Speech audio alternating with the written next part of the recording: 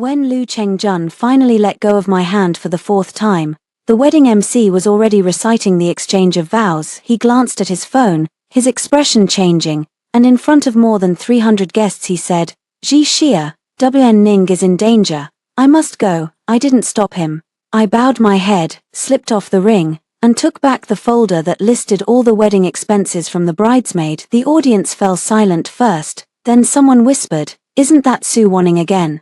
Then someone sighed, "This is the fourth time, isn't it?" I heard it, every word felt like a needle, pricking my ears. For the first wedding, he received a call from Su Wanning on the way to the ceremony, saying she had fainted in the rented house. He left the convoy and carried her to the hospital. For the second wedding, he disappeared briefly at the hotel entrance, saying Su Wanning had been kicked out by the landlord and had no one with her. For the third wedding, he left an hour before the marriage certificate was issued, saying Su Wanning had a mental breakdown and stood at the edge of the rooftop. This time, I stood on the stage in a wedding dress, still holding the white rose he personally chose. "He wants to walk away again." Lu Chengjun held my wrist, his voice lowered, "Ji Xia, don't mess around. This time it's really serious." I looked up at him. Which time wasn't serious? He froze. I pulled my wrist out of his palm. Mother Lu in the audience had already stood up, her expression unhappy, not because she cared for me, but because she feared the situation getting out of hand. She walked quickly to the edge of the stage,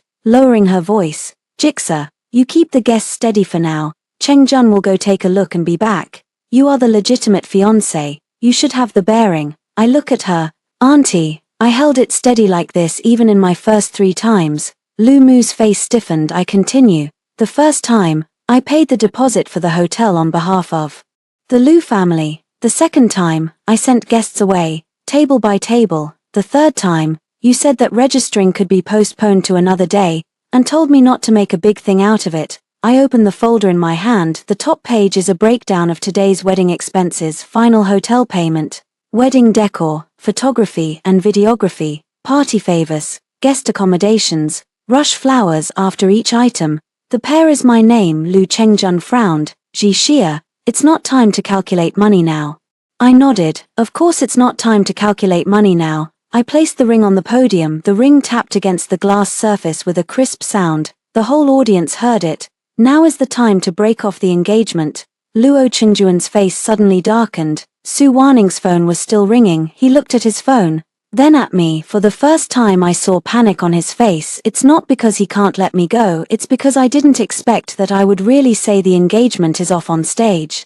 Lin's mother rushed from the audience, grabbing my arm. "Lin Jixia, are you crazy? With so many relatives here, where do you think our family face goes?" I looked at her, gripping my hand tightly. "Since childhood, she has always been like this. Little brother caused trouble. She said I was sensible. Let me speak up for him. Father owes favors. She said I am capable. Let me go make amends. The Lu family looks down on me. She said a woman's marriage isn't easy. Let me endure." I take a deep breath and gradually pull her hand away. "Mom, the one who looks bad isn't me." Lin's mother widened her eyes. "You're talking back again." I didn't answer her anymore. I turned to face the guests. "Dear all, today's wedding is cancelled. I'm sorry for making everyone make a pointless trip.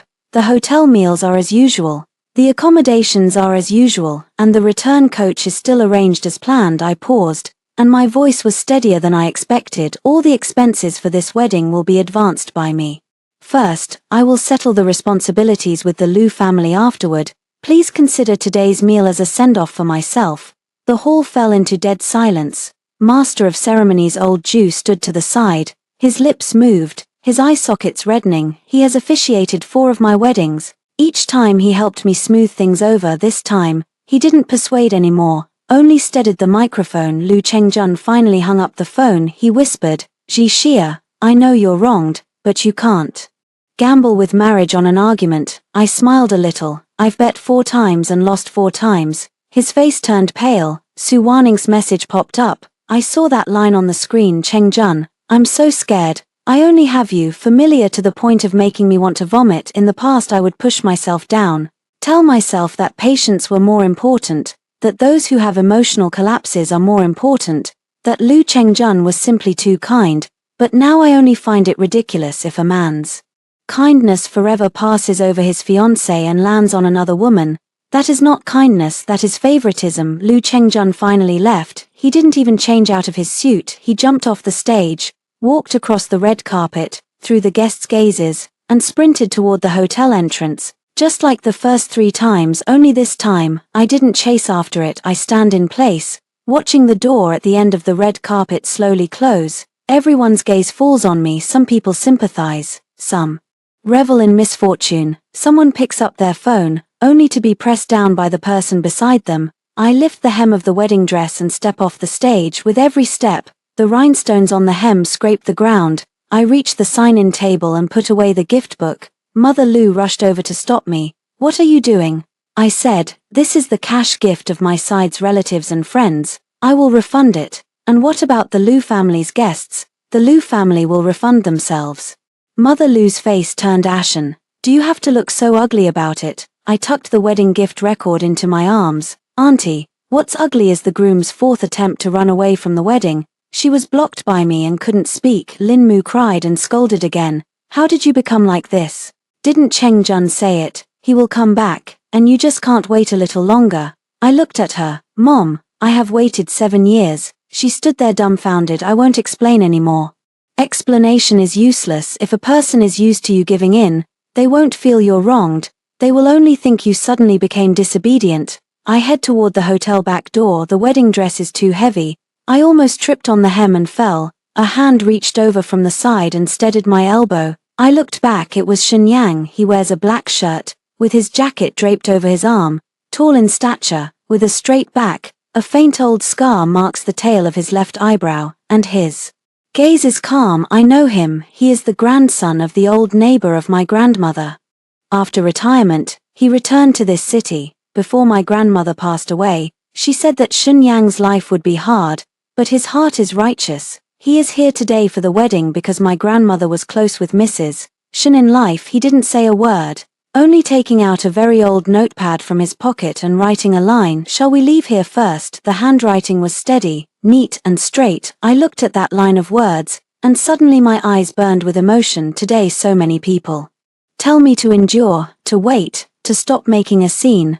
Only he asks me if I want to leave. I nod. Shen Yang drapes his coat over my shoulders, keeping a polite distance, and walks me out of the hotel back door. When the door closed, a noisy crowd came from inside. I did not turn back. At that moment I knew that I and Lu Chengjun were really done, but I didn't expect that the bigger storm had only just begun. The wind at the back door of the hotel is very cold. I'm wearing a wedding dress, sitting on the steps, pulling the skirt to the side, holding the acceptance book and the expense folder in my hands. Shen Yang stands 2 steps away from me. He didn't ask if I was in pain, and didn't say that Lu Chengjun isn't a good person. He just handed me a bottle of opened water. I took it and took a sip. My hands trembled violently. The phone had been buzzing, shaking since just now. MS, Lin, Mrs. Lu Chengjun, and the relatives group. I opened Lu Chengjun's message. "Xixia, warning, just went into the emergency department. I'll wait for her to stabilize before going back." "Don't go yet. The wedding can still continue. Today you give me a little face,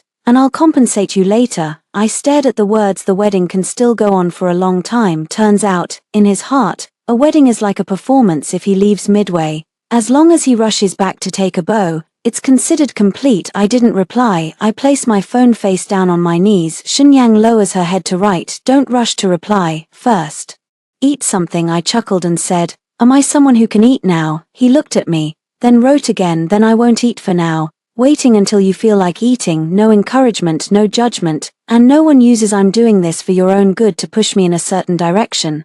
I suddenly feel quiet. This quiet is not indifference. It's a space that leaves room for a breath. A few minutes later, Lin's mother rushed out. She saw Shen Yang, first astonished, then her expression grew even uglier. "Lin, Jixia, have you already been in touch with him? No wonder you dared to call off the marriage today." I stood up. "Mom, think before you speak." Lin's mother pointed at me. "How do you want me to think? Your fiancé goes to save people, and you turn around and walk with another man. How will your relatives see you?" Shen Yang frowned slightly. He took another half step forward, then stopped. I know he wanted to shield me, but he didn't, because this is my battlefield. I turned on my phone, opened the payment record, and handed it to Lin Mu. "The remaining balance for the hotel is 186,000.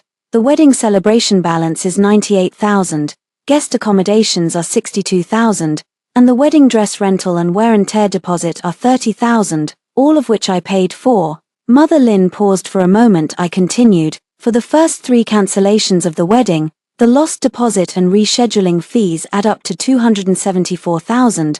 I also paid for those. Her expression changed a bit. Isn't that all for your own wedding? It's for my own wedding, so I'm paying. I am looking at her. But now the wedding is off, I want to break off the engagement and settle the accounts. If you still want me to continue enduring it, first repay this money to me on behalf of Lu Chengjun. Mother Lin opened her mouth. She certainly won't pay it back. These years she, while saying I am the family's dignity, has been using my money to fill her brother's hole. My dowry, she says, should be kept at home for safekeeping. First, the betrothal gift from the Lu family, she says, she wants to use to help her brother make the down payment. I endured everything to ensure a smooth marriage and avoid any embarrassment. By the end, everyone agreed that I should have continued to endure. Ms. Lin lowered her voice and said, money, money, money. Why are you talking about money all the time now? If our relationship is this strained, how are we supposed to live together in the future?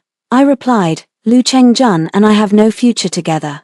I endured everything to ensure a smooth marriage and avoid any embarrassment. By the end, everyone agreed that I should have continued to endure. Ms. Lin lowered her voice and said, money, money, money. Why are you talking about money all the time now? If our relationship is this strained, how are we supposed to live together in the future? I replied, Lu Chengjun and I have no future together. She raised her hand to strike me. Shenyang reached out to block it. The movement was quick, but he didn't. Pushing with force, just stood in front of me. Lin's mother trembled with anger. You still defend her? Do you know what she did today? She has shamed our Lin family's name. Shenyang tore a page from the notepad and handed it to her. It read, the person who was abandoned does not lose face. Lin's mother's voice choked. She felt as if she had been slapped in public. I stared at the paper, my chest tight. Why is it that such simple words have never come from my family's mouths? Mother Lin stormed off, cursing. Before she left, she warned, if you dare not go home today, don't ever acknowledge me as your mother again. I didn't chase after her. Shenyang picked up that page from the ground, folded it, and handed it to me. I asked, have you always been unable to speak? He lowered his eyes and wrote, he can speak a little. He has damage to his vocal cords. Speaking for a long time hurts. He doesn't really want to talk. I nod. Sorry. He shook his head. After a while, he wrote again, where do you want to go now? I watched the cars moving back and forth on the street. Go home. At home, my mom would scold me, my dad would sigh, and my younger brother would say I'm delaying his marriage. Go to the wedding suite. That house is registered under Lu Chengjun's name, but half of the renovation costs were paid by me. Go to a hotel. I just escaped from the wedding today. I suddenly realized that I have prepared for 4 weddings, yet I haven't left myself an escape route. Shenyang seemed to sense my confusion. He wrote, my grandmother's house is empty. You can stay for a night first. The door is shut from the inside. I live next door. I looked at him. Aren't you afraid I'll cause you trouble? He wrote, trouble isn't something you cause. I lowered my head, and tears splashed on my wedding dress. This sentence is light, yet heavier than all consolation. At 10 o'clock in the evening, I went with him to the small courtyard left by Grandma Shun. The yard isn't big, and it holds a Osman thus tree. The room is clean. The bed sheets are newly changed. A kettle of hot water and a simple first aid kit are on the table. Shenyang places the keys on the table and writes another note. What would you like to do tomorrow? I'll go with you if you don't want to do anything. You can also sleep. I asked, why are you helping me? He was silent for a while, then he wrote, your grandmother helped me. Besides, no one should be left behind 4 times at a wedding. I clenched that paper. The phone lit up again. Lu Chengjun called. I hung up. He hits him again. I hang up again. Finally he sends a message. Shisha, don't be like this. Warning is already asleep. I'm at the hotel now. Where are you? We'll complete the wedding. I burst into laughter. So ridiculous. I replied to him, no need to finish. Lu Chengjun, break off the engagement. After sending it, I turned off my phone. Shenyang stood outside the door and didn't come in. He slid a piece of paper under the door. Go to bed early. Tomorrow will be hard, but you are not alone. I looked at those words, and my chest Ached terribly in the middle of the night. I couldn't sleep. I pulled out all the documents from the 4 weddings and sorted them by date: cancel the agreement, payment of compensation, hotel chat records, Lu Chengjuan's apology text message, voice to text of Lu's mother's request for me to be sensible, Sue warnings every time there was just the right moment of news, a screenshot. I organized them one by one, saved them to the cloud drive, and backed them up to a USB drive when dawn was breaking. The hospital gate was knocked on from outside. Mother Lin's voice burst out outside. Linjia, you come out for me. The Lu family has arrived. Today you must go back and make things clear. I held the USB drive and stood up this time. I won't go to meet them empty-handed. When I opened the courtyard gate, Lin's mother stood at the door, followed by Lu's mother and Lu Chengjun. Lu Chengjun hadn't slept all night. His formal suit was wrinkled, and there were red bloodshot lines under his eyes. Seeing me wearing Granny Shen's old cotton jacket, his face turned pale. Did you stay here last night? I replied. Does it have anything to do with you? He choked. Lu Mu immediately replied. Jixia, Auntie knows you've been treated unfairly, but when a woman gets married, she must learn to be generous. Cheng Jun is kind-hearted as well. He can't just stand by and do nothing. I nodded, so I helped fulfill his kind heart. Mother Lu's expression softened. As if I had relented, I pulled out the betrothal annulment agreement from the bag. We won't be getting married. I've itemized the expenses incurred from the first 3 times in this wedding.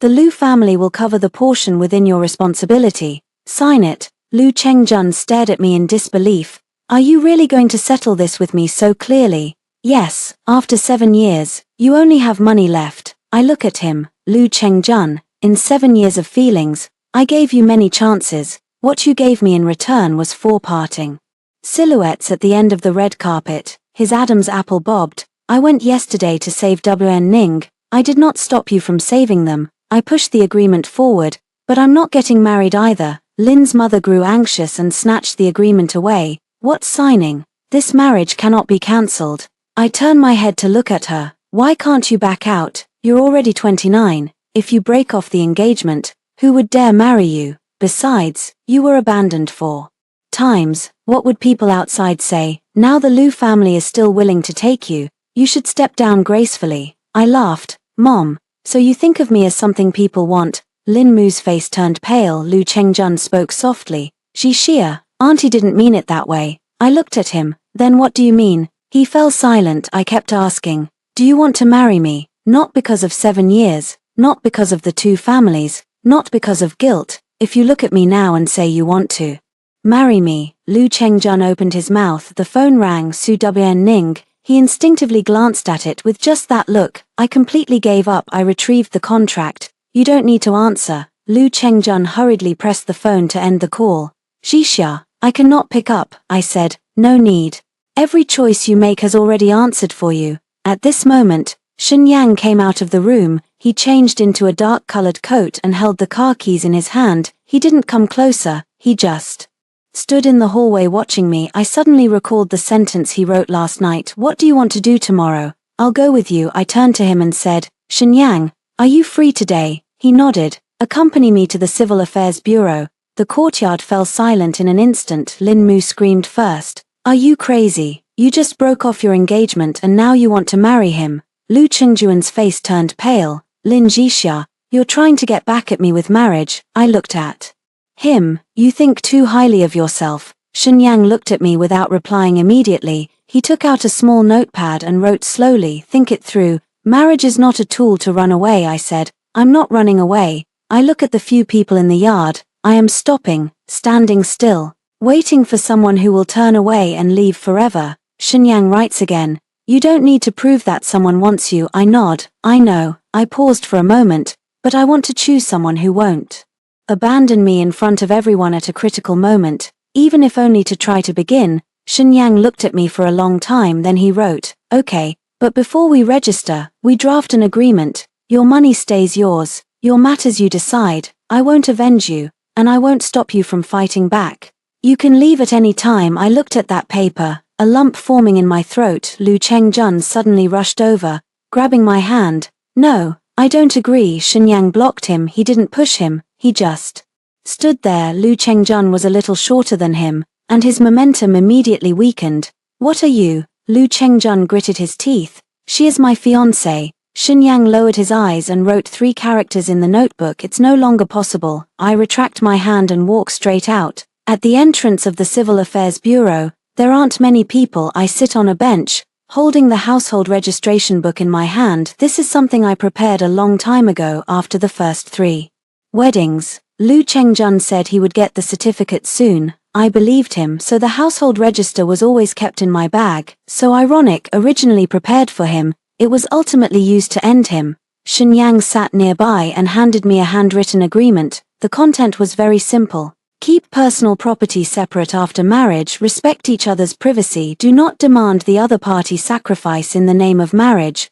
Either party can propose ending the arrangement at any time. The last line is, Lin Jixia doesn't need to take care of Shenyang's injuries, nor bear his past. I look at the last line. Then what about you? He writes, I will respect your past, but I won't let it hurt you. I signed. The staff looked surprised when they saw us. My eyes were red. Shenyang was silent, and no matter how you looked at it, it didn't seem like a. She repeated it 3 times. Are you sure you're volunteering willingly? I said, sure. Shenyang nodded. The seal dropped. The marriage certificate slid in front of me. When I picked it up, my phone popped up with dozens of messages. Lu Chengjun. Where are you, Lu Chengjun? Don't escalate this into something you can't control. Lu Chengjun. Jixia. I'm at the entrance of the Civil Affairs Bureau. Lu Chengjun. If you dare to register, I won't forgive you. I looked up. Lu Chengjun really stood at the doorway. He saw the marriage certificate in my hand and stood frozen. Mother Lin stood beside him, her gaze as if she would tear me apart. I slipped the marriage certificate into my bag. Lu Chengjun rushed over, his voice trembling. Did you really marry him? I replied, yes. Do you know him? He can't even speak properly. You married a mute. My face grew cold. Shenyang's fingers tightened slightly. I stepped forward, standing in front of Shenyang. You have no right to humiliate him. Lu Chengjun. Lu Chengjun's eyes reddened.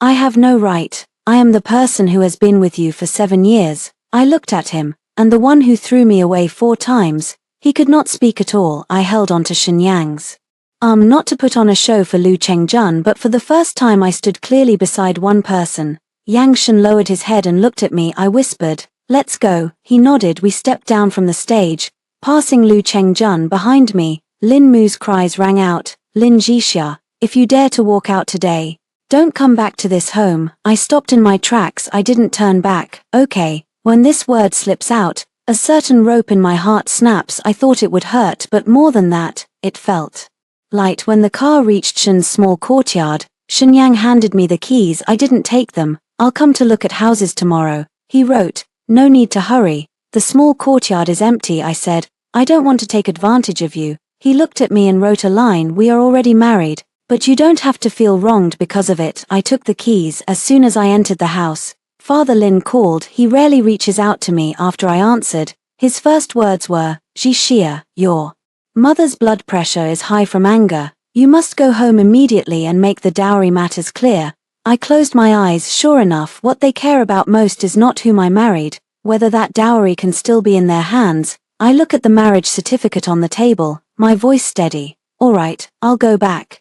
Shenyang looks up at me. I pick up the USB drive and the ledger from the bag. This time, I'll also clarify the accounts in detail. The living room of the Lin family was filled with people when I entered. My aunt, my maternal aunt, and my younger brother Lin Qihang were all there. Ms. Lin leaned back on the sofa, her forehead covered with a blood pressure patch, and her gaze at me resembled that of an enemy. The living room of the Lin family was filled with people when I entered. My aunt, my maternal aunt, and my younger brother Lin Qihang were all there. Ms. Lin leaned back on the sofa, her forehead covered with a blood pressure patch, and her gaze at me resembled that of an enemy. Father Lin sat in the main seat, his face grim. On the coffee table lay a red passbook. That is the dowry passbook my grandmother left me. Lin Qihang spoke first. Sister, you've really gone too far. On the wedding day you caused a breakup, and now you've married someone else.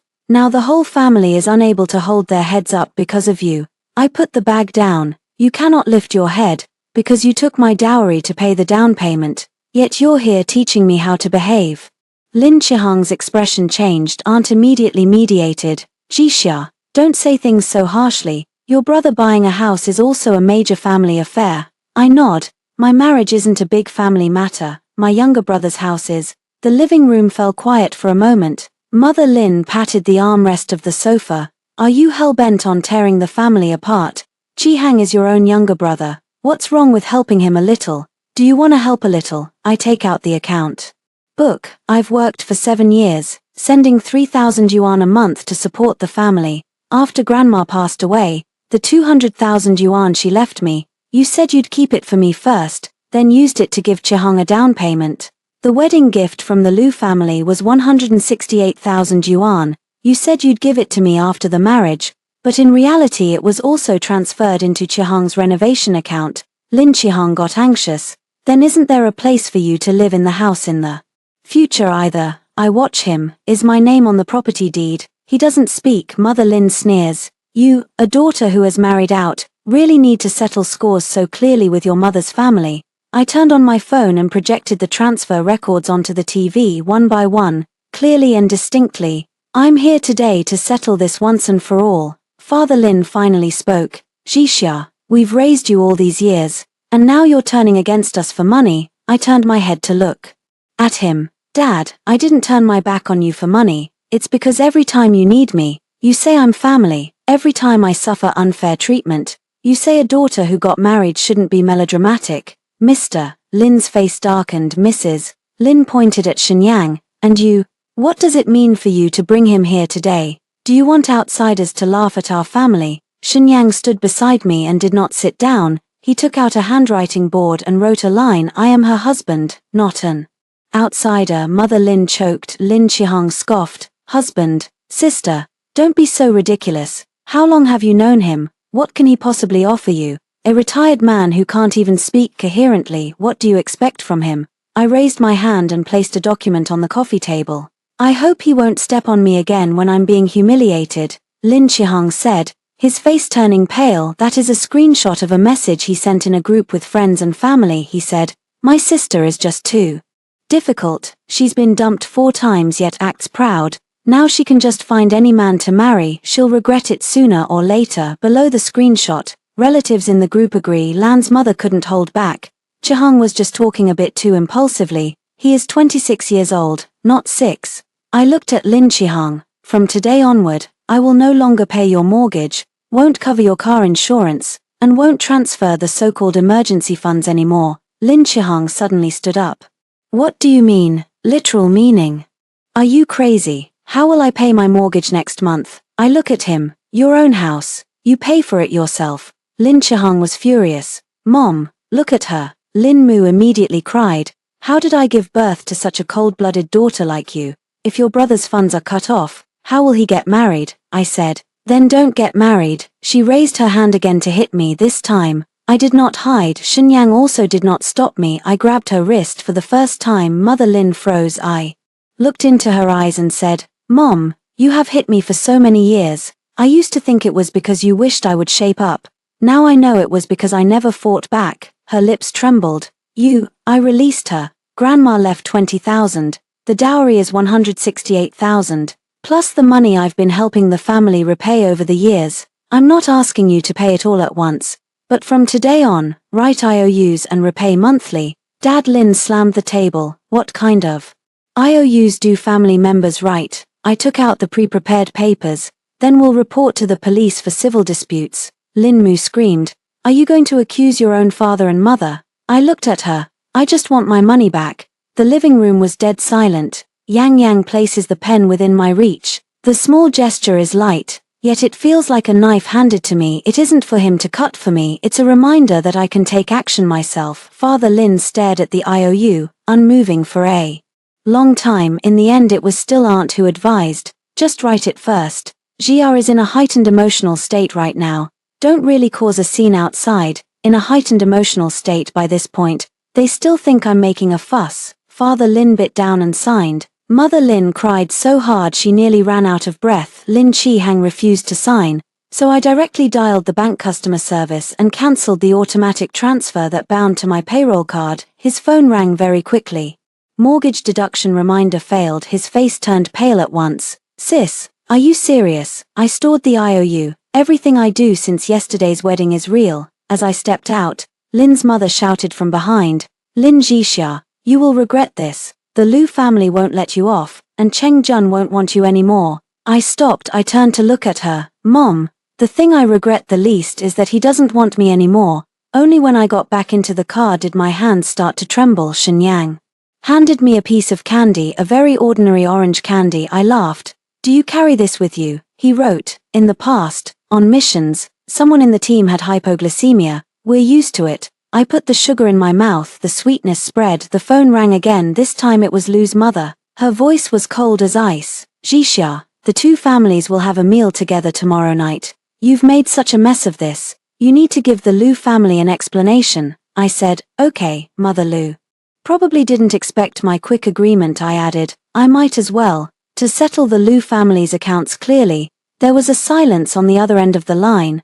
I hung up and looked out the window. The night fell. I know tomorrow night won't be an ordinary meal, but I am no longer Lin Jixia who would go empty-handed to a banquet. The Lu family set the dinner at a high-end Chinese restaurant. The private room was very large. Mother Lu invited many relatives, ostensibly to clear up the misunderstanding, but in reality to pressure me by surrounding me with people. When Shenyang and I went in, the laughter in the private room paused for a moment. Lu Chengjun sat beside the main seat, looking haggard. Su Weining is here too. She wears a white knitted dress, her face pale, and medical tape on her wrist. When she sees me, she stands up at once. Jixia Jia, I'm sorry, it's all my fault. Don't blame Chengjun, he's just too worried about me. I watch her. You're glad it's your fault, Su. Wn Ning's tears were stuck in their sockets. She probably thought I would say it doesn't matter. I used to indeed, because I was afraid it would seem harsh. Afraid Lu Chengjun would think I lacked compassion.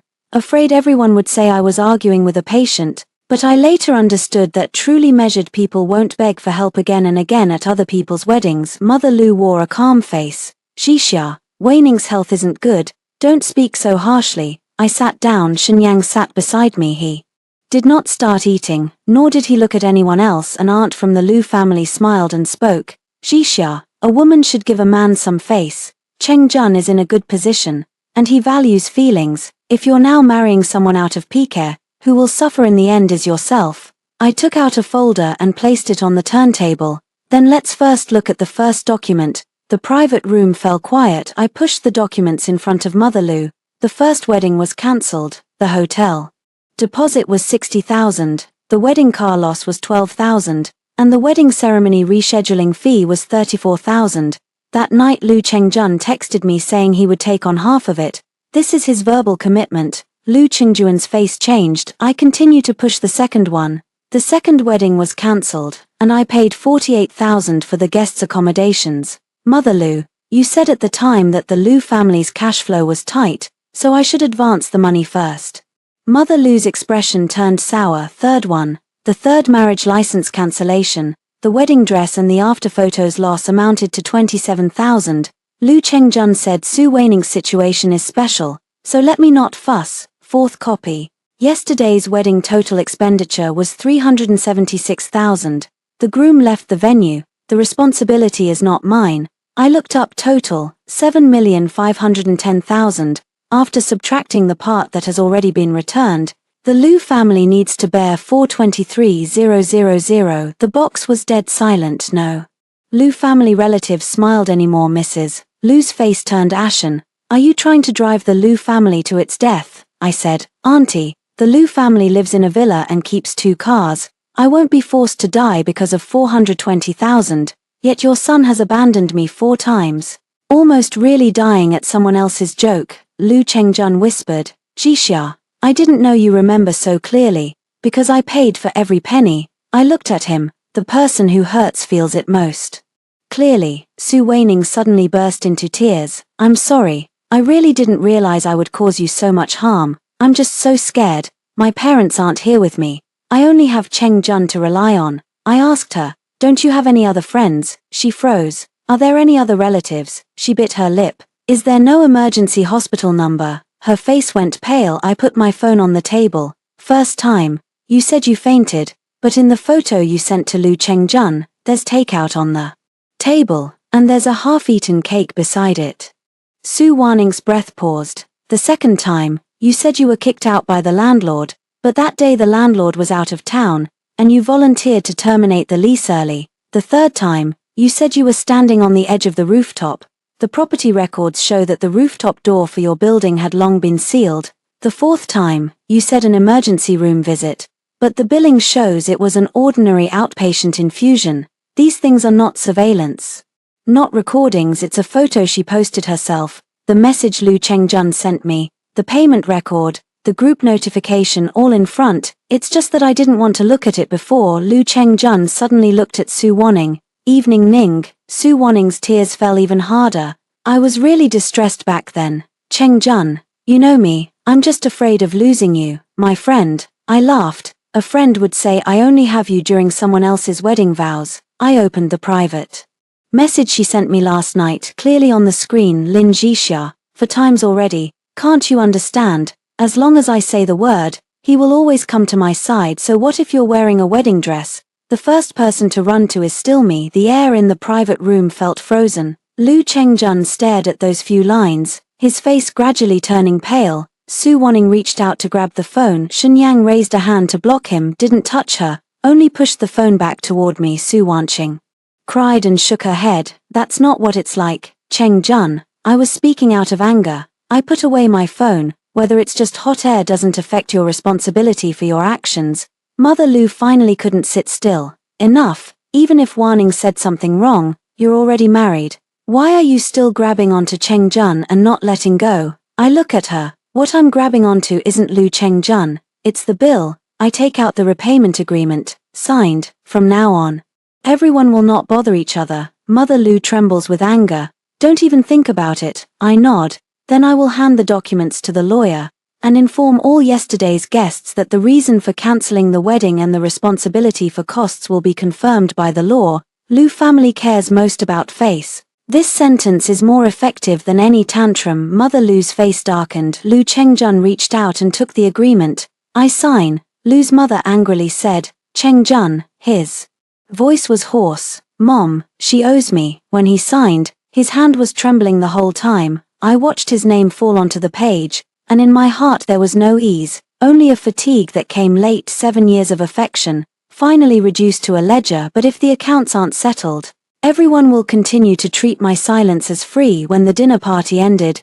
Su Wanning came out after. She stood at the end of the corridor, tears already dry. She lowered her voice. Lin Jixia, you think you married a retired man who can't speak, just jumping from one pit to another. I looked at her. She smiled lightly. Chengjun is only temporarily remorseful. He will eventually realize that the person who understands him best is still me. I take out my phone. She immediately becomes wary. What are you doing? Save your words. Her expression changed. You want to screenshot again? I said, yes, because you always have a poor memory. She gritted her teeth. You can't beat me at snatching. I put the phone back into my bag. Su Wanning, I'm not here to snatch Lu Chengjun away. I stepped forward a little. I'm here to return him to you. She froze. A man who would always leave his fiancée at a critical moment. You like him? Then hold him steady. I turned and walked away. Shenyang stood under the corridor light waiting for me. He handed over the scarf. I took it and asked,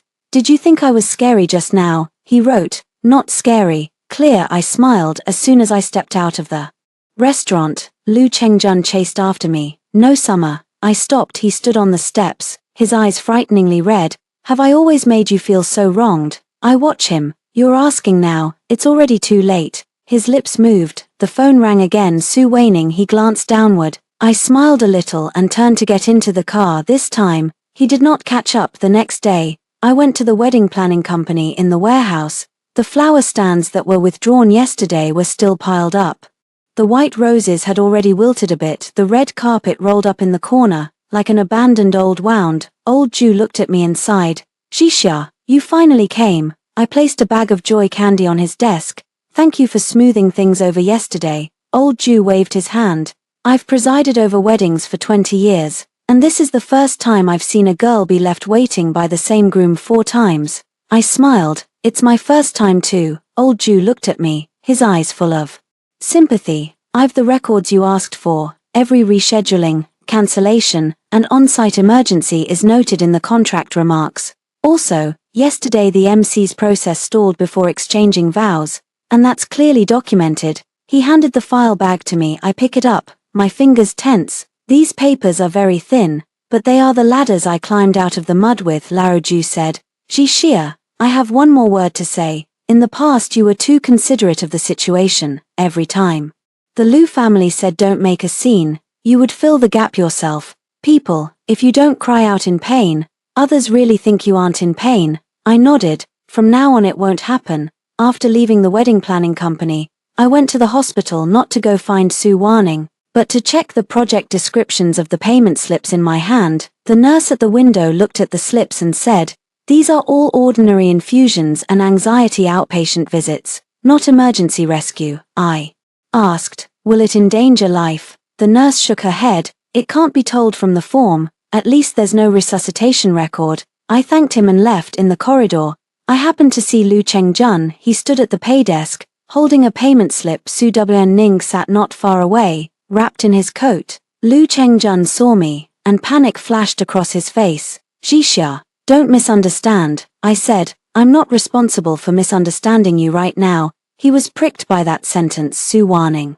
slowly walked over, her voice very weak. "Jixia Jie, are you here to question me?" "Yes." Her expression changed. I look at her. "Since you dared to drive away the groom at my wedding again and again, you should accept that I will investigate clearly." Lu Chengjun frowned. "Jixia, Ning's health is indeed not good." I hand him the hospital project briefing. "Being unwell does not mean you can precisely trigger an episode at my wedding timeline."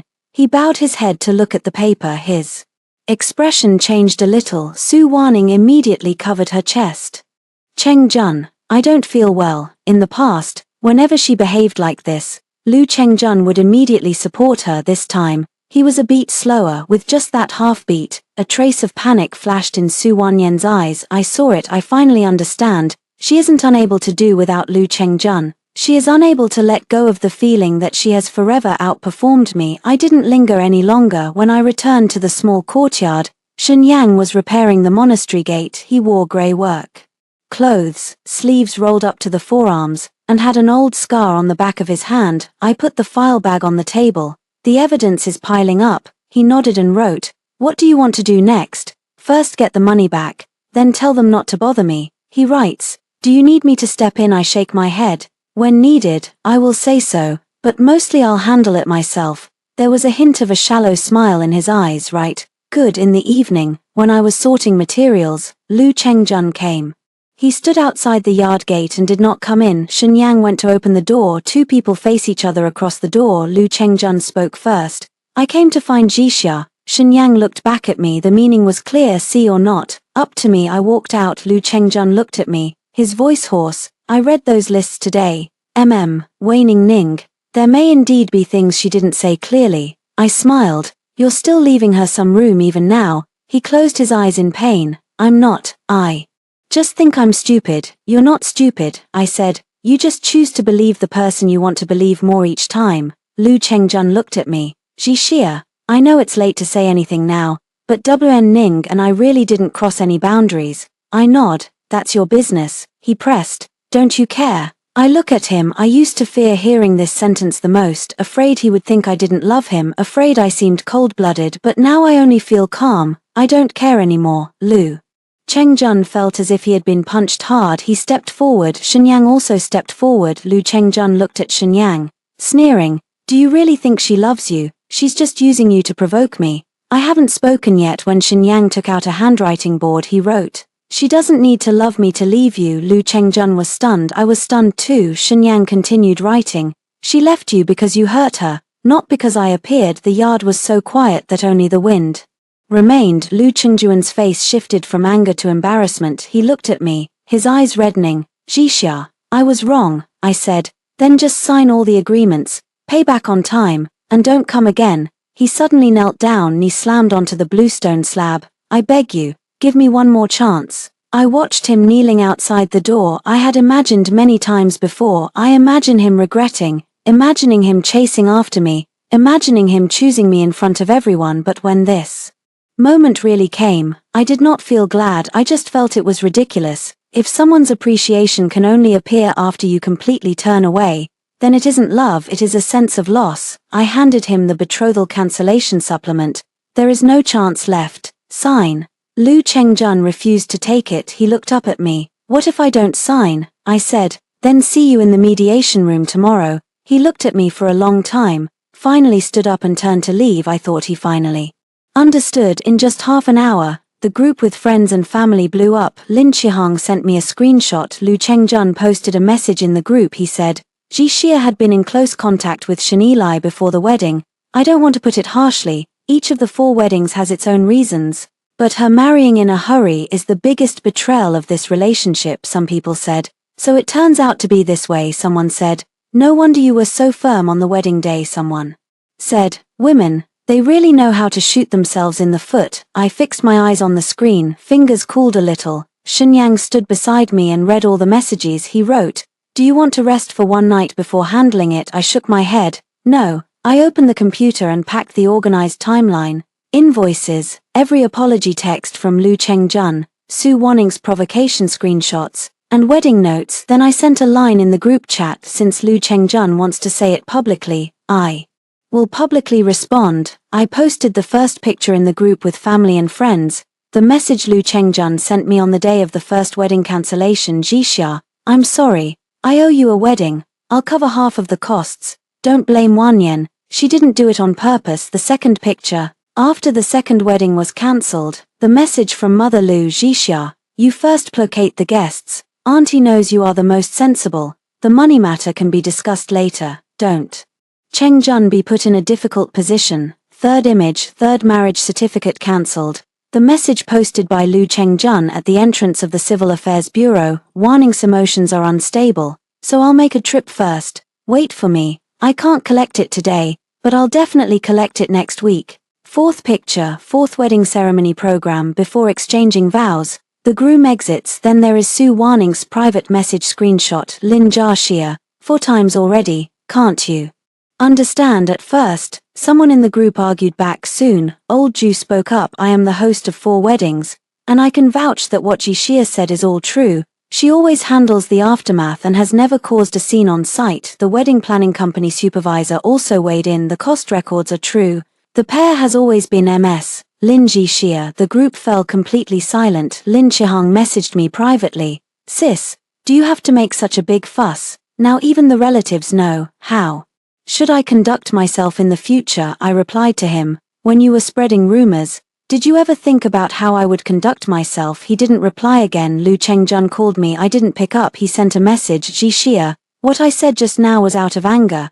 I take it back. I look at the screen. Withdraw. Damage has never disappeared with a single withdrawal. I replied. 10 a.m. tomorrow, community mediation room. If you don't come, I'll go straight to legal proceedings. The next day, I arrived at the mediation room early. Shenyang accompanies me. He sits in the corner, not participating, only placing the thermos by my side. The mediator is a woman in her 50s, surnamed Zhao. After reviewing the materials, her expression becomes very serious. Ms. Lin, your demands are to share the engagement breakup expenses, stop the defamation of your reputation, and for Mr. Lu to make a public clarification.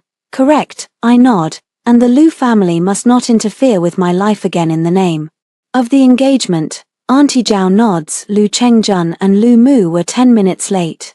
Su Wanning also arrived. As soon as she walked in, she looked at me with red eyes. Ji Xiajie, I came to personally apologize to you. I said, no need, just don't send wedding distress messages to my fiancé. No, my ex-fiancé. That would be the biggest apology. Aunt Zhao coughed and lowered her head, nearly losing her composure. Mother Lu's expression sank. Lin Jixia, do you have to be so harsh when you speak? I pushed the materials over. I'm not going to quarrel today, only discuss the facts. Lu Chengjun has been looking at me all along. In his gaze there is guilt, reluctance, and a kind of expectation I am familiar with. He hopes that when I see how worn out he is, I will soften, but I have already moved past that stage. The mediation begins. I list 3 demands. First, the Lu family shall bear the wedding losses according to the agreement. Second, Lu Chengjun clarified in the group of friends and family that I have no improper relationship with Shenyang before marriage. Third, the Lu family and Su Wanning must not harass me in any way again. Lu's mother sneered. You've already married. Yet you want Cheng Jun to make that clarification. Aren't you afraid your current husband will mind? I haven't spoken yet. Shenyang raised his head and wrote a sentence on the writing board. Shenyang looked up and wrote a sentence on the handwriting board. I don't mind her past, I don't mind her past. I mind that you continue to hurt her. I mind you all continuing to hurt her. Aunt Zhao looked at Shenyang, her eyes softening slightly. Aunt Zhao looked at Shenyang, and her gaze softened a bit. Lu Chengjuan's face grew even uglier. Shenyang, this is between me and Jixia, Shenyang wrote. She is my wife now, but her matters. She speaks for herself. I just sit here. This sentence is not loud. Yet it utterly silences Lu Chengjun because he has never done it. He always makes decisions for me, decide to endure for me, decide to wait for me, decide to understand Su Wanning for me. Now there is a person sitting beside me, but she clearly speaks for herself. I tightened the cup in my hand, and my heart warmed a little. The mediation had been going on for 2 hours. Mother Lu had been trying to push the responsibility onto her emotional dispute. I took out the payment vouchers one by one. Lu Chengjun tried to say that he did not subjectively humiliate me. I pulled out the text of every time he promised to compensate. Su Wanning cried that she was sick. I pulled out the screenshots of her taunting me. In the end, Aunt Zhao put down the pen. Mr. Lu, Mrs. Lu, the evidence is clear. Ms. Lin is not at fault. If you are unwilling to mediate, she can assert her rights separately. Lu's mother's face turned ashen. Lu Chengjun finally signed. He also posted a clarification in the group of friends and family on the spot. The content is what I drafted. I terminated the engagement with Lin Jixia. The responsibility mainly lies with me. She and Mr. Shenyang do not have any improper relationship. Before marriage, earlier, I made inappropriate remarks in the group and apologized to her. After posting, he seemed to lose all his strength. Su Wanning sat nearby, her face turning pale to the extreme. She probably didn't expect that Lu Chengjuan would publicly apologize for me. When we stepped out of the mediation room, she caught up with me. Lin Jixia, are you satisfied? I said. Not yet. Her eyes flashed with panic. What more do you want? An apology you owe me isn't something you can settle with a couple of tears. She bit her lip. I have already apologized. You don't. I looked at her. You're just admitting your own weakness, never admitting your malice. Her face turned pale. Lu Chengjun stopped in his tracks when he heard this. Su Ning immediately covered her chest. Chengjun, I can't catch my breath. This move had always worked before. This time Lu Chengjun didn't help her up right away. He just looked at her, his voice very low. Warning, are those messages really just venting words? Swan Ning's tears rolled down. Do you not believe me? Lu Chengjun was silent. This silence came too late. I don't want to see it anymore. In the afternoon, I moved out of the wedding house that I originally prepared with Lu Chengjun. That house is in his name. I only took the things I bought myself. Bedding, kitchenware, books. There are also 4 wedding planning notebooks kept at the deepest part of the wardrobe. Each notebook's cover bears a date. Every date ends up as a joke. In the end, I packed the notebooks into boxes. When Lu Chengjun arrived, I had finished moving. He stood at the doorway, his voice hoarse. Jixia, have you been tired all these years? I was holding a box. Yes, why didn't you tell me sooner? I smiled. I've said it many times. Every time you tell me not to quibble with WN Ning. His eyes reddened. I walked around him. He suddenly grabbed the box. Can you not leave? Shenyang reached out and took my box. I looked at Lu Chengjun. Lu Chengjun, let go. He did not let go. I worded it carefully. This is the 5th time. He froze. For the first 4 times, you let me go at the wedding. This time, it's your turn to let go. His hand slowly loosened. I held the box and left. When I reached the downstairs, the sunlight was blinding. Shenyang put the box into the car and wrote a sentence for me. You did it. I looked at those 4 characters, and tears almost fell, but I held them back because there is a bigger battle to fight at night as well. Lumu sent a message, a family dinner tomorrow night. We will clear the air in front of all the relatives. Do you dare to come? I replied. I dare. Remember to bring the account book. The Lu family's dinner gathering had become a semi-public gathering with friends and family. The venue was still a hotel. They have a knack for picking places, not a formal banquet hall, but it was enough for dozens of relatives to crowd around and watch. When I went in, I heard someone whisper, she really dares to come, marrying that Shenyang and still not settled down. Women are too strong. Life will be hard for her in the future. Shenyang stood beside me. He wore a dark jacket today, with an old watch on his left wrist. He didn't say a word all the way. Only before getting off the bus he wrote a note to me: "If you're not feeling well, just leave. Not every battle has to be fought to the end." I folded the paper and put it in my pocket. "But I must finish this battle." In the private box, Mrs. Liu sat in the middle of the main table. Liu Chengjun sat next to her. Su Wanning sat on the other side. Mr. Lin and Mrs. Lin have also arrived. I'm not surprised at all. The Liu family wants to push me. The Lin family wants me to step back to save their faces for the first time. Both sides are in such agreement. Grandmother Liu spoke first. "Jixia, today everyone is here. We don't want to quarrel. If you bring out the accounts, we'll settle it. But you also have to admit, turning around and marrying someone else on your wedding day would greatly hurt Chengjun." I sat down. "I admit it." Everyone froze. I continue. "I admit that marrying him has dealt a heavy blow to Liu Qingjuan's pride, but I won't apologize." Liu's mother's face darkens. "Why?" "Because when he abandoned me 4 times, he never paused to consider the damage to my dignity." The private room fell silent. Lin Mu immediately stepped in to smooth things over. "Jixia, you should stop talking. Chengjun has apologized, and the Liu family is willing to discuss compensation. What else do you want?" I looked at her. "Mom, whose side are you on today?" "MS." Lin choked on her own fear. "I of course stand on the side of reason." "Then hear the facts." I took out the file bag. This time I didn't hand them out one by one. I pasted the timeline directly onto the projection the first time. 10 minutes before the wedding convoy set off, Su Wanning sent a message saying she had fainted. Liu Chengjun left for the second time. 20 minutes before the hotel check-in, Su Wanyin claimed she was kicked out by the landlady. Liu Chengjun left the third time. 1 hour before obtaining the certificate, Su Wanning claimed to be emotionally overwhelmed. Liu Chengjun left the 4th time. Before exchanging vows, Su Wanning claimed to be in the emergency department. Liu Chengjun left for lines of text: concise, dazzling, or blinding. I again released the corresponding expenditure. But maybe I once again recorded the corresponding expenditure. Better, each time afterward, it is a record of my payment.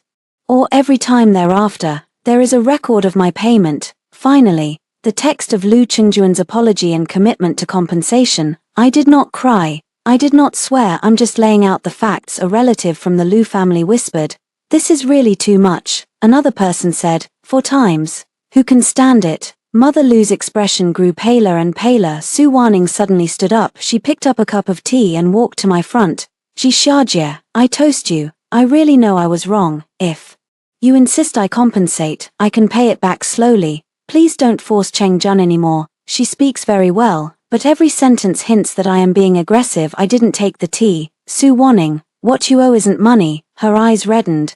"Then what do you want me to do? Should I kneel before you?" She spoke, and her knees were about to bend. Liu Chengjun instinctively stood up to support her. I laughed. "Look, it's here again." Liu Qingjuan's hand froze in midair. Su Wanning also froze. I looked at the crowd. She's great at making others choose at critical moments. Before, it was the wedding, now it's the apology. As soon as she wavers, everyone's attention shifts from the facts to whether I'm too ruthless. The private room fell silent. I went on. "Today I don't need her to kneel. I want her to admit in the group chat with friends and family that she contacted Liu Chengjun 4 times at wedding moments and sent me provocative messages." Su Wanning's face turned pale. "I didn't provoke. I'm just not in a good mood." I pulled out the screenshots. "Then let everyone judge." Liu Chengjun stared at the screen, his Adam's apple bobbing. He obviously has read it. The relatives have not. When the line "as long as I say the word, he will come to my side forever" was thrown out, someone in the private room drew in a breath. Su Wanning wavered precariously. Mother Liu clenched her teeth and said, "Swen Ning is young and naive." She spoke without thinking. I replied, "She is 28, not 8. I have said this to Lin Qihong before. Now I am saying it again to Su Wanning." Mother Lin's face looked very ugly, because she understood as well. In the past they always used young, naive, body not well, the whole family to excuse others' responsibilities. Only my grievances must be dealt with maturely. I pushed my phone in front of Su Wanning. "Send." Su Wanning looked at Liu Chengjun. "Chengjun." Liu Chengjun closed his eyes. "Send it." Those 2 words caused Su Wanning's tears to fall completely. She trembled as she sent an apology in the group. The content is short, But clear enough, she admitted that 4 times she contacted Lu Chengjun at key moments related to Lin Jixia's wedding, and also admitted having sent inappropriate provocative remarks to Lin Jixia after posting. The group exploded, relatives began to flood the messages, someone apologized, someone said they previously misunderstood me, someone cursed Lu Chengjun as clueless, someone insulted Su Wanning as a shameless person. Su Wanning covered her face and ran out. Lu Chengjun instinctively wanted to chase. I looked at him, everyone in the entire box looked at him, his footsteps paused at the door. This time, he didn't chase, he looked back at me, his gaze complex to the point of almost pain. I knew he finally realized that every time he ran out, he was leaving me in humiliation. A belated realization is worthless. Mother Lu barely keeps up appearances. Enough, we've said what needed to be said, we will repay the money and have apologized. Jixia, you should know when to stop. I put away the materials. And there's one more thing. Mother Lu looked at me warily. I produced a statement. From today onward, the Lu family, Su Wanning, and the relatives and friends on both sides shall not gossip, harass, or insult me and Shenyang regarding the engagement break, otherwise I will reserve my right to pursue legal action. Mother Lu laughed in anger. You really think highly of yourself. Shenyang suddenly stood up. He lifted the handwriting board. There was only one sentence on it. She was meant to be taken seriously from the start. No one in the box spoke. I looked up at him. He stood under the lamp, silent, yet unwavering. At that moment I suddenly understood. Shenyang's silence was not blank. Every word he spoke landed exactly where it should. When the family feast ended, Lu Chengjun chased after him to the parking lot. Jixia, I didn't chase out today. I nod. I saw it. His eyes brightened for a moment, like he had grasped the last bit of hope. Then we are, right? No way. His light vanished in an instant. His glow flickered out immediately. I looked at him and explained everything word by word. I looked at him and spoke clearly, word by word. Lu Chengjun, you didn't chase out today, not for me, but because everyone is watching you. The real choice isn't to act for others when someone is watching, but not to hurt me when no one is watching. He welled up with red eyes and said nothing more. I turned and got into the car. When we returned to the small courtyard, Shenyang parked the car but did not get out immediately. He wrote, "You're amazing today," I said. "Actually I'm scared." He wrote, "Even if scared, I did it, so that's being amazing." I looked at him and suddenly smiled. "Shenyang, you really can't speak sweet words." He paused, writing, "I can learn." My heart softened a little, just about to speak. The phone rang. Unknown number. After the call connects, it is Su Wanning's voice. She cried, "Lin Jixia, are you satisfied? If something happens to me, you are the culprit." The call ended. I looked at the screen, my face turning cold. Shenyang saw my expression and handed me the writing tablet. I only said one sentence. "She's starting again." Su Wanning did not go missing. She went to the hospital. When Lu Chengjun sent me a message, I was in the little courtyard watering the plants. He said, "Wanning cut her wrist. The wound is not deep, but she is very emotional. She has been saying that you pressured her." I finished reading and replied with 4 characters. "Find a doctor." Lu Chengjun hadn't replied for a long time. Half an hour later, he sent again, "Won't you come and take a look?" I looked at this sentence and suddenly smiled. Every time before, when Su Wanning's had trouble, he would tell me to wait. Now that Su Wanning's has trouble again, he wants me to take on the burden. I reply, "I am not her family, nor her friend, and certainly not your emotional trash can." After sending it, I turned off my phone. Shen Yang sits on the other side of the courtyard repairing a chair. He looks up at me. I say, "Lu Chengjun told me to go to the hospital." He writes, "Do you want to go?" "Don't want to." He nods, then he continues repairing the chair. That's all. There was no exhortation for me to be kind. There was no exhortation for me not to reveal the facts. There was no talk of what to do if something really happened. He only asked me if I wanted to. In the afternoon, Aunt Zhao called me. She said Su Wanning has caused a big fuss in the hospital, and the Lu family hopes I will go there to talk things through, so the situation doesn't keep fermenting. I didn't really want to go, but Aunt Zhao added, "She's been saying you forced her. If you don't go, she might keep pushing the blame onto you. You can come, but remember, don't meet her alone." I went. Shenyang accompanied me. In the hospital corridor, Su Wanqing sat on a chair, her wrist wrapped in gauze. The wound is not deep after all. She saw me, and tears immediately welled up. "Jixia, sister, I've already apologized. Why won't you let me go?" I stood 3 steps away. I'm here today because you've put my name into your play again. Her face turned pale. Lu Chengjun was beside her, looking exhausted. Mother Lu was also there, clearly fed up and irritated. Su Wanning cried, I wasn't acting, I was just in so much pain. When I was a child, no one cared for me, only Chengjun treated me well. Now you're taking away even this little warmth. I nod. Then I ask you, the money Lu Chengjun gave you, is it warm? Su Wanning is stunned. Lu Chengjun also looks up at her. I pulled out a few transfer screenshots. These aren't stolen by me. It was Lu Chengjun who once forwarded them to me, asking me not to misunderstand, saying it was just helping Su Wanning with an advance, from rent to medical expenses, to training fees, to travel deposits each time. He says he's just helping temporarily. I ask Su Wanning, you say you have no family, no friends, no income. But the money you spent on travel photography in Yunnan last year was also paid by Lu Chengjun.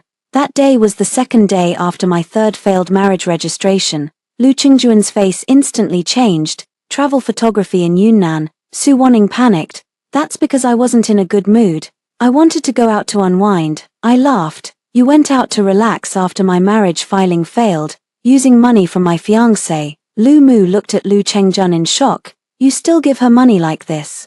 Lu Chengjun did not speak. I continued, you don't just need him, you enjoy him giving up on me for you. Every time you cry, you can trade it for money, companionship, and a sense of victory. Su Wanning cried out sharply, you're lying. She pounced over, trying to grab my phone. Shenyang stood in front of me. Lu Chengjun also reached out to stop her. Su Wanning saw Lu Chengjun stop her and completely collapsed.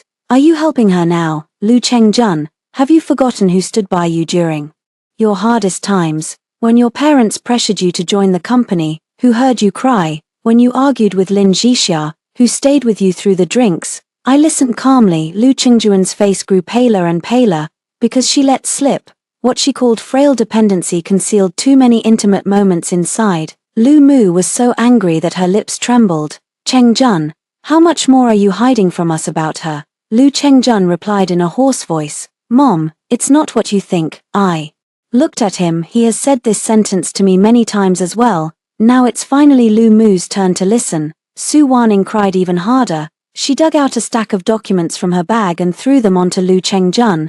These years I've taken medicine, rented a place, seen a psychologist. Aren't any of those because of you? You said you would always take care of me. Now that Lin Jiaxia doesn't want you, you don't want me either. Lu Chengjun looked at the receipts, and the guilt in his eyes slowly turned into exhaustion. WN Ning, taking care of you doesn't mean I'm responsible for your life. Su WN Ning was stunned. If he had said this 7 years ago, I would not have been abandoned 4 times.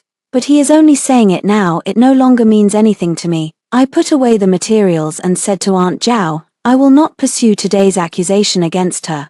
But if she continues to shift responsibility onto me through self-harm, I will request written notification to prevent involvement in the future. Aunt Zhao nodded. This is right. Su Wanning sits on the chair, as if drained of all strength. Lu Chengjun looks at me. Jixia, I'm sorry, I said. You don't have to apologize all the time. Repaying the debt is more useful than apologies. He forced a smile. When leaving the hospital, Shenyang opened the car door. I had just sat in when Lu Chengjun chased after me. Jixia, can I speak with you alone for a moment? Shenyang looked at me. I shook my head. No need to be alone. Everything that needs to be said has been said. Lu Chengjun gulped, his throat tight. I know I have no right, but you and Shenyang, will you really be happy? I looked at him. Happy isn't something you approve with a review. His expression stiffened. I shut the car door. When the car drove away, I saw Lu Chengjun standing at the hospital gate in the rearview mirror. He finally didn't chase after anyone, but no one waited for him anymore that night.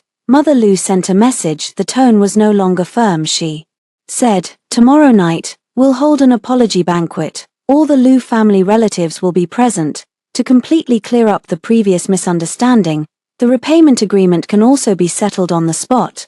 I looked at the words apology banquet and knew there would be more than just apologies inside. Shun Yenye wrote, do you suspect there's a problem? I nodded. Mother Lu isn't someone who will bow her head. She cares more about face. She might want me to admit that both sides are wrong, giving the Lu family a way out. Shun Yenye wrote. Then are you going? Go. I closed the ledger. She wants to be dignified. I want clarity. Mother Lu's apology banquet was held almost like a trial. She invited relatives from the Lu family, as well as members of the Lin family, and she even specially called several elders who were familiar with both families. Flowers were placed at the door of the private room, red wine was placed on the table. For those who didn't know, one would think it was a post-wedding banquet. As soon as I went in, I saw 2 seats empty beside the main seat. Mother Lu smiled politely. Jixia, Shenyang, sit here. I did not move. I can sit by the door, it's convenient to leave. A stiff smile appeared on Mother Lu's face. Shenyang sat down beside me by the door. Mother Lin looked at me, her expressions complex. Ever since I had Lin's father write an IOU, she hasn't contacted me for 2 days. Lin Qihang has sent a few insulting messages, though I didn't reply, just took screenshots and saved them. Mother Lu raised her glass and stood up. Today's meal is us Lu's family apologizing to Jixia for our wrongs. Cheng Jun did something wrong, which harmed Jixia. That statement sounds very nice. The next line indeed came, but young people's feelings are bound to have impulses. On the wedding day, Jixia turned around to register, which also hurt the relationships between the 2 families.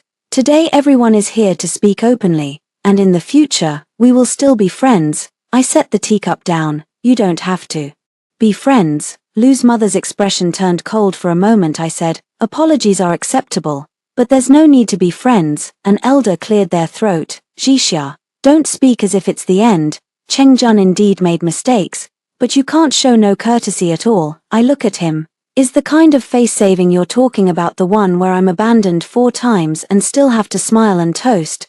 The elder stops speaking. Mother Lu tightens the wine glass. So tell me, how should we proceed today to make you satisfied? I produce 3 documents. First, the repayment plan. Second, the clarification statement. Third, the mutual non-harassment pledge. Mother Lu sneered. You're all prepared. The person who is driven to a 4th wedding must learn to be prepared. I submitted the repayment plan. Lu Jia undertakes 423,000, paid in 6 installments. The monthly payments are made on a fixed date. Delinquency will be handled according to the agreement. Lu Mu looked over, her face draining of color. You really leave no room at all, I said. Lu Chengjun never leaves me any room whenever he leaves the wedding scene either. Lu Chengjun whispered, I'll sign. Mother Lu yelled, shut up. She turned to me, Jixia, we can repay the money, but you must admit that you marrying Shenyang was to provoke Chengjun. The private room fell silent. I knew it. This is her real purpose. She wants to turn Lu Chengjuan's 4 departures into mutual fault. She wants to turn my marriage into a vengeful choice. In this way, the Lu family will no longer be the ones who are owed, but she is one of the victims. I look at Lu Mu. I don't admit it. Lu Mu sneers, cancelling the wedding and getting the certificate the next day. What isn't stimulation? I took out from the bag the handwritten pre-marriage agreement copy from Shenyang. This is the agreement Shenyang wrote to me before getting the certificate. It clearly states that my property is mine, my decisions are mine, and I can end this marriage at any time. I took out another piece of paper. This is the guarantee Lu Chengjun wrote to me after the first wedding was cancelled. It states that the wedding will never be affected again by Su Weining. Second card, second time, he wrote. The last time, third card, third time, he wrote. We'll change the date of the license. Next time for sure. Part 4. The 4th time, he didn't write, because I didn't need it anymore. I laid 4 sheets of paper on the table. A man gave me 4 promises and broke them 4 times. Another man told me before we registered that I could leave at any time. Aunt Lu, why do you think I chose the latter? Lu Mu cannot speak. Lin Mu suddenly spoke. But you and Shenyang have no emotional foundation. I looked at her. I and Lu Chengjun have 7 years of emotional foundation. And what about the result? Mom Lin choked. Shenyang remained silent throughout until someone whispered, after all that, her current husband is basically taking advantage, a retired man, not much ability to speak. What real skills could he have? My fingers tightened. However, Shenyang pressed down on the back of my hand. Shenyang, however, pushed my hand back. A light tap, a gentle tap, then he picked up the writing tablet, then he picked up the stylus pad. There's no need to belittle me to prove that Lu Chengjun isn't that bad. No need to belittle me to prove that Lu Chengjun isn't that bad. The things he did wrong are only related to him. The private room fell silent. I looked at those lines. and my chest grew hot. Shenyang cannot argue, but every word he uttered was neither servile nor arrogant. Lu Chengjun fixed his eyes on Shenyang. For the first time there was no hostility in them, only an indescribable sense of defeat. He suddenly stood up. Mom, don't say another word. Lu Mu's expression changed. Lu Chengjun walked up to me, picked up a pen, and signed on the 3 documents. After signing, he turned to everyone and said, "This is my 4th marriage. I am leaving. Jixia did not wrong me. Whatever she marries is her own freedom." Lu Mu's eyes reddened with anger. Chengjun. Lu Chengjun seemed not to hear. He looked at me. "What I owe you is more than this money, but I can only pay back these for now." I put away the documents. "Enough. I just don't want to owe anything new." He forced a smile. Su Wanning did not come, but she posted a very long moments update. The content is roughly about how lonely she has been all these years, how she has been misunderstood, how she has lost her only friend. There were people offering her comfort. There were also people beginning to question her. I didn't like or comment. She no longer deserves me wasting my emotions on. After the apology banquet ended, Lu Chengjun sent us to the gate. He whispered, "Jixia, if we didn't have WN Ning, would we be different?" I look at the night. "No." He froze. I say, "Su Wanyan only magnified the problem. The real issue is that you've gotten used to me being placed behind you." His eye sockets reddened. "Can I still change now? You still have time." A gleam appeared in his eyes for a moment. I finished the second half of the sentence. There was time to become someone who wouldn't hurt others anymore, but there wasn't time to become my husband. His light faded again. I did not soften. After getting in the car, Shenyang handed me a cup of hot soy milk. I was surprised. "When did you buy it?" He wrote, "You didn't eat much this evening," holding the soy milk. I suddenly said, "Shenyang, I want to come see your work tomorrow." He was briefly stunned. I explained, "If you are willing." He wrote, "Willing." After a moment, he wrote again, "There is a Veterans Memorial event tomorrow. A lot of people. You might hear something unpleasant." I said, "Have I been listening less today?" A hint of a smile rose in his eyes. I smiled too, but I didn't expect that the next day, those words would be louder and harsher than the Lu family's humiliation. The place where Shenyang works is a veterans service station, not very big. At the gate hangs an old sign, and there are a few benches in the yard. Usually, he helps veterans with repairs to home appliances, runs errands for them, and provides psychological support for injured veterans. These are not what he told me. It was Uncle Wang from the station who said it. Shenyang is a quiet-spoken boy, but he is steady in his work. If someone's lamp is broken or an elderly person is hospitalized, he goes there. I looked at Shenyang, who was moving supplies. His movements were very smooth. Only when his left leg moved quickly there was a slightly noticeable pause. Uncle Wang sighed. "When I saved him back then, the injuries were serious. His throat was damaged at that time too. He did a good deed, but he never mentions it." I didn't ask for details, because scars are not talking points. Before the event started, quite a few people arrived. There were veterans, family members, and community representatives. I stood in the corner, helping distribute the memorial albums. I didn't expect Lu Chengjun to come as well. He came with Father Lu. Father Lu has a donation relationship with the service station. Lu Chengjun clearly froze when he saw me. I ignored him. "Can anyone recognize me?" And Shenyang, "Is that Lin Jixia, the bride on the wedding day married to the man who doesn't speak?" I heard he's retired, injured his throat. What a pity. A woman who has had her engagement called off 4 times, rushing to find a new family, also normal. These words are not too loud or too soft, just loud enough to be heard. I set the commemorative album down and was about to go over. Shenyang, however, stepped ahead of those few people. He pulled out a handwritten tablet. "Please don't gossip about my wife." Those people forced an embarrassed smile. "Ah, just a joke." Shenyang continued to write, "She is not the next person. I am the one she chose herself." My heart gave a sudden jolt. Lu Chengjun stood not far away, his face pale. Those few people dared not to speak again. The event begins. When the host introduces the retired representatives, Shenyang's name is read. Only then did I learn that during a border rescue operation, he carried out 3 trapped people on his back, and himself was wounded in the throat and leg by shrapnel. He has received honors, but has not participated in subsequent interviews. The host invited him onto the stage. Shenyang did not speak. He just stood on the stage, saluting the audience. The light fell on him in that moment. I suddenly understood. Silence is not a defect. Some people stay silent because they have finished what needed to be done. After the event ended, Lu Chengjun walked over. He looked at Shenyang, his voice very low. I apologize on behalf of them for what I just said, Shenyang wrote.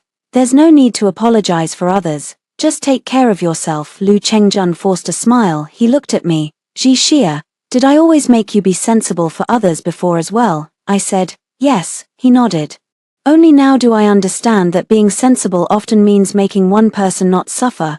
I didn't respond. His awakening came too late. Su Wen has arrived as well. She stood outside the event venue, wearing a mask, her eyes exhausted. Lu Chengjun stiffened noticeably when he saw her. Su Wen walked over, her voice very soft. Chengjun, I want to leave. Lu Chengjun fell silent. She looked at me. Lin Jixia, I used to be really jealous of you. You have a family, a wedding, a status given to you.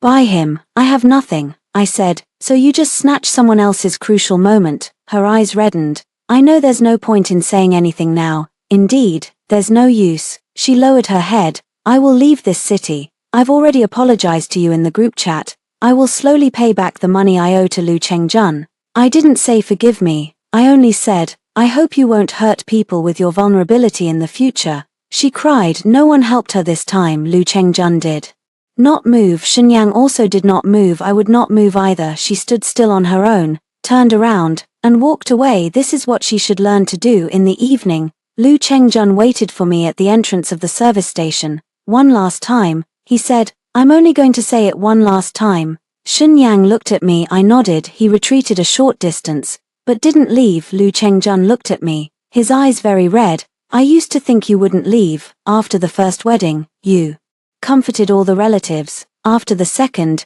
you smoothed things over for my mother. After the third, you even bought medicine for Ning. After the fourth, I thought you would at most cry once. I listened quietly. I took your goodness as something I could never lose. His voice choked up at this point. Jixia, I really did love you. It's just that I'm too selfish, too cowardly. I like you to stand firmly in place waiting for me.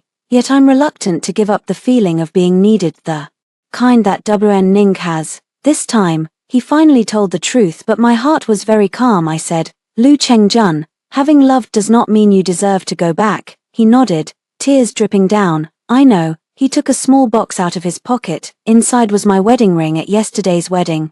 I had placed it on the MC's podium, and he picked it up. Here you go. I didn't answer. Sell it, to cover the first installment. He paled, then he forced a bitter, okay. He put the box away. Wish you happiness, I said, and may you not disappointment others in the future. This is the last bit of decency I can give him. After he left, I stood there for a long time. Shenyang walked over and handed me a piece of paper. Are you sad? I thought for a moment. There's one thing, it's not that I can't let go. I just feel that my past self suffered too much. He wrote, may there be less suffering in the future. I looked at him and suddenly asked, Shenyang, why did you agree to marry me and get a marriage license? Was it really just because of my grandmother? He was silent for a long time, then he wrote, no. He wrote again, I was also at the first wedding. That day you sent off the last table of guests, and you sat alone in the stairwell crying. I wanted to hand you a tissue, but you wiped your tears yourself and stood up. I was stunned. It turns out he had already seen me at my most pathetic. He kept writing, I'm not here to save you. I just feel that if one day you don't want to hold on by yourself, I can stand by your side. My tears fell all at once. I lowered my head and smiled. Isn't that just flowery talk? His ears reddened slightly. Right, the plain truth. I put that paper away in my bag. The sky slowly darkened. For the first time, I felt that the future is not a red carpet laid out for me by others. It can be a stone path at the entrance of a small courtyard. Not glamorous, but I walk myself. 1 month later, the Lu family sent the first repayment. The amount wasn't large, but it arrived on time according to the agreement. I was hanging a sign for the new studio when I received the text message. The studio is named Ji Xia Wedding Restoration Studio. It sounds a little strange. I'm no longer just a wedding planner. I started helping girls who were about to get married and discovered relationship problems with pre-wedding logistics, bills, agreements, communication checklists, emergency exit plans. Old Jew laughed at me. You're turning scars into shields, I said. Scars hurt if left idle, so it's better to put them to use. The first Client is a 26-year-old girl. Her fiancé demanded that she quit her job before marriage, and she should give the betrothal gifts to buy a car for her younger brother. She sat across from me, her eyes red, and asked, "Sister Lynn, am I too petty?" I pushed a blank checklist toward her. "You're not bargaining. You're confirming whether you'll be consumed." When I said that sentence, I suddenly recalled my former self. If someone had told me this back then, perhaps I wouldn't have awakened only at my fourth wedding. But life has no ifs, only starting now. Over at the Lynn family's place, the IOUs have begun to be enforced. Father Lynn transfers money every month. Mother Lynn initially cried in front of relatives, saying her daughter was forcing her parents to repay the money. Someone in the close friends group has seen the transfer records I posted, but no one lashes out at me as one-sidedly as before. Lin Chihang is the worst off. After I cancelled the automatic transfers, it was the first time he truly faced the mortgage on his own. He has called me, and his tone changed from anger to pleading. "Sister, I used to be mean with my words. Please don't hold it against me. Help me for 2 more months, just 2 months." I said, "You can sell the car." He was silent. "That car is my pride," I told him. "My wedding is also my face. You guys have made me lose face 4 times. He didn't say anything else. I heard later that he sold his car. The mortgage was kept. People have become a little more honest. Mother Lynn still refuses to admit fault, but she can no longer scold me casually because I no longer answer any of her phone calls, contact once a week, only talk about parents' health and repayment. Any excessive emotional blackmail, I hang up directly. When I hung up the first time, my hands trembled severely. Yang Chen wrote nearby, "Boundary is not unfilial." I stuck that paper to the desk. Lu Chengjun came by again later. He didn't enter the studio, only stood outside the door. I went out to meet him. The money from selling the wedding ring was transferred to me, with the note, "First phase of extra compensation." I quit the job arranged by my family, planning to work in another place for a period of time. He said. I nod. "Pretty good." He looks at the studio sign, and smiles with a bit of bitterness. "You used to do weddings for others. Now helping others leave an unsuitable wedding isn't right." "Not leaving," I correct him. "To give them a choice." He was silent for a moment. "Jixia, I only now realize that you have always been braver than me." I said, "No, I've just cried enough." His eyes grew red again, but this time, he did not beg me to turn back. He spoke seriously. "Sorry." I nod. "I received it. It does not mean forgiveness, just received." The day he left, it rained in the city. I stood at the doorway watching him get into the car. There was no chasing, and no lingering sadness for too long. Some people can only walk with you up to the wound, then you have to move forward by yourself. Su Ning also left. She withdrew from the group very quietly. Later she sent me a message. "Lin Jixia, I won't ask for your forgiveness. I just want to say that I once truly regarded defeating you as proof of my existence. Looking back now, it's truly tragic." I didn't reply because that is the central theme of her life. It's not mine. My marriage with Shenyang is different from what others think. There is no whirlwind romance. There is no domineering protection of a wife. He won't suddenly become a tycoon, nor will he defeat everyone for me. He gets up at 6 every morning and waters the osmanthus tree in the yard. When I'm busy until late at night, he leaves hot rice in the pot. When I'm in a bad mood, he doesn't press for answers. He only places a tangerine candy on the table. Sometimes only a few words can come from his throat. The first time I heard him call my name was on a very ordinary evening. That day I stood on a chair to reach the files on top of the cabinet, and my foot slipped. He held me up, his voice hoarse and gentle. "Jixia," 2 characters like wind squeezed from an old wound. I was stunned. He was stunned too, frowning as he pressed his throat. I hurriedly came down. "Does it hurt?" He shook his head, took the writing tablet and wrote. "A little," I said. "Don't push yourself if it hurts in the future." He looked at me and wrote, "Not to force it. Want to call you." I held the handwritten tablet in my hands and was speechless for a long time. Later, I began to learn sign language as well. Learning was very slow. The first word I learned was thank you. The second was home. The third was like. When Shenyang saw me gesturing the third word, he froze. I asked intentionally, "Did I get the wrong answer?" His ears reddened, and he shook his head. Then he slowly returned the same gesture. In that moment, I suddenly felt that love does not need to be witnessed by 300 people at a wedding. It can also quietly happen in a small courtyard, under a lamp, between 2 not-so-skilled hands. 6 months later, Shenyang and I held a very small ceremony. There was no red carpet, there was no master of ceremonies, there are only a few people who truly bless us. Old Jew is here, bringing a bouquet of white roses, he said. This time I won't host. I'll just attend the banquet. I smiled and said, this time there is no banquet, just a table of home-cooked dishes. Aunt Zhao has come as well. Uncle Wang has arrived. A few of Shenyang's old comrades in arms have come. Father Lin has come. Sitting very quietly, Lin Mu didn't come, but she entrusted Lin Fu to bring a red envelope. I did not open it, and I did not return it, just placed in the corner of the table. Some relationships do not need to be reconciled immediately. Keeping distance is also a way of living. Before the ceremony began, Shenyang handed me a piece of paper. It says above, this time, if you want to leave, I'll go with you. If you want to stay, I'll stay with you. Whichever you choose, it's up to you. I looked at that paper, my eyes feeling hot. I asked him, can't you write something romantic? He thought for a moment, took the paper back, and added a line beneath it. I like the way you choose your own life. I cried with a smile.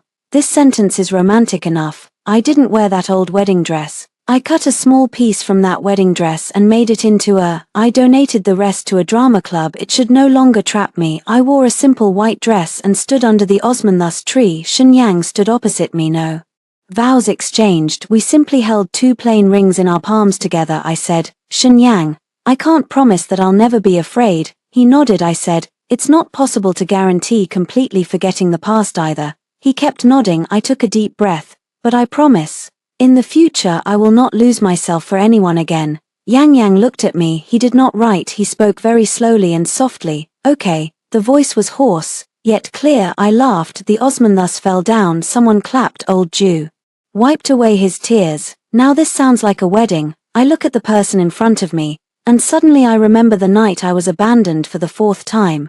Back then I thought I was utterly defeated, sitting in a wedding dress at the back door of a hotel, like the biggest joke in the world. But now I know, that wasn't the end. That was the moment I finally stepped off someone else's red carpet, walking back to my own path.